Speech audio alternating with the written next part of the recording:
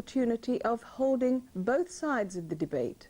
And that is the issue, both sides of the debate. And that debate is not simply about the Holocaust as such.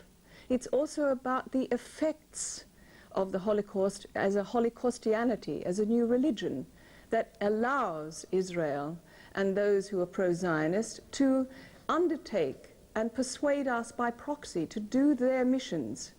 And this is the important thing, and I think that David Duke is one person who has written a very, very important book called Jewish Supremacism, and therefore he brings to the debate other aspects, not just simply about the what may or may not have occurred during that period, which we call the Holocaust. In fact, it's been given a pseudo-religious term. In fact, now this 6 million is not allowed to be queried as a religion, because the 6 is a very significant figure in religious terms. In the fact that mathematics is now not allowed to say 6 minus 3 equals 6 with a question mark after it, even though the plaque at Auschwitz, which is called the Holy of Holies, has now been changed from 4 to 1 million, though 3 million is still, in 10 countries, not allowed to be eliminated from this magical 6 million.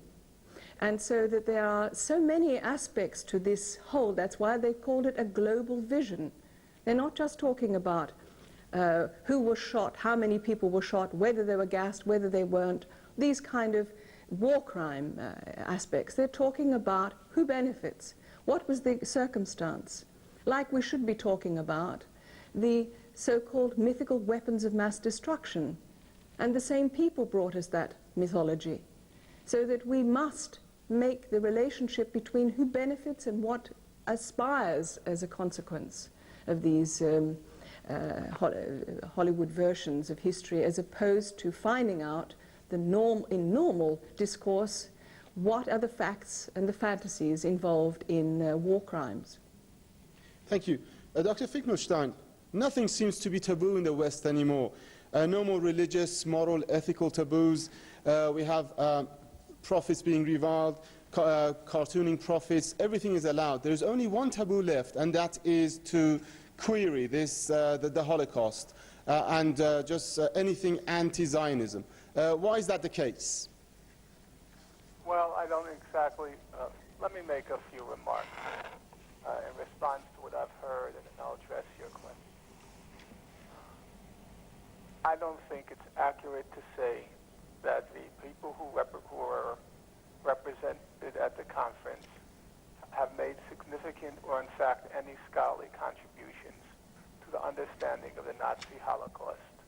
David Duke is not a scholar on the Nazi Holocaust. Robert Forrisone is not a scholar on the Nazi Holocaust. This is to heap discredit on what scholarship is all about. I don't accept that proposition. Number two, there's a very big difference between a historical event and the exploitation of the historical. The fact that the Nazi Holocaust has been exploited for political and ideological purposes does not mean the Nazi Holocaust did not happen. That's just not silly. It's not serious.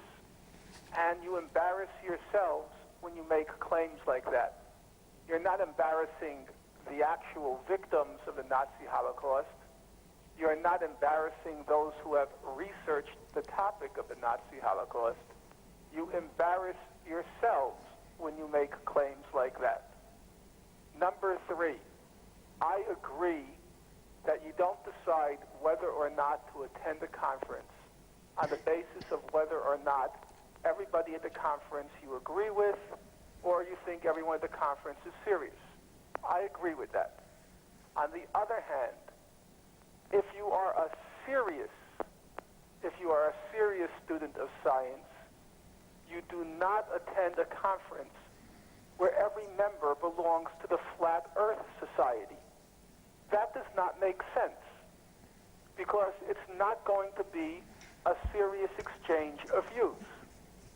And to attend a conference where all the other participants believe the Nazi Holocaust is a myth is the equivalent of attending a conference with the Flat Earth Society. It makes no sense. As to the last question you put to me, namely, why is this a taboo or the one and only taboo? That's just not true. There are many taboos in the United States. Such as? For example, let's take the case of the attack on Iraq. The only thing you're allowed to discuss in the question of Iraq in the United States is whether or not it was wise for our president to try to bring democracy to Iraq. Some people say it was a good idea, and others say, no, it was not a good idea because the Arabs don't understand democracy.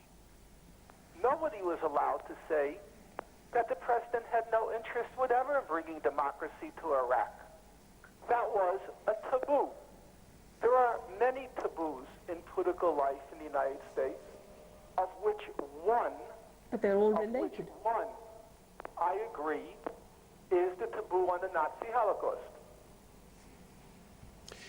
Lady Renouf, you wanted to make a comment. Well, several actually, but I would certainly say that, well, first of all, not all the people there by any means were believers. I myself am not particularly, the issue for me is not whether the Hollywood version of the Holocaust is accurate or not accurate. What is important is that we should be able to speak about it in a normal debate, which is the basis of our Western culture, without being smeared, imprisoned, terrorized, or intimidated. And you don't have to be a scholar to qualify for that kind of treatment. And secondly, certainly the Neturei Carter people certainly do believe that the Holocaust took place. There are many people actually who were at the conference who say, but even so, whether they are all, as you want to call, flat earth, Dr. Finkelstein, what is the problem with actually expressing your views at any given opportunity that you can? Because so few people, such as yourself, have the moral fiber to stand up against this particular world organization, world Zionism, to actually say what you believe. Any platform is good enough for that, in my view. Certainly this exploitation, as you speak of, is not a conspiracy theory, it is a fact. We have gone into Iraq and we are covered with blood and shame as a consequence of believing the pro-Zionist lobby in Washington. These things, they only have power in Washington over, and our enthrallment with this Holocaustianity is the reason that they have this power.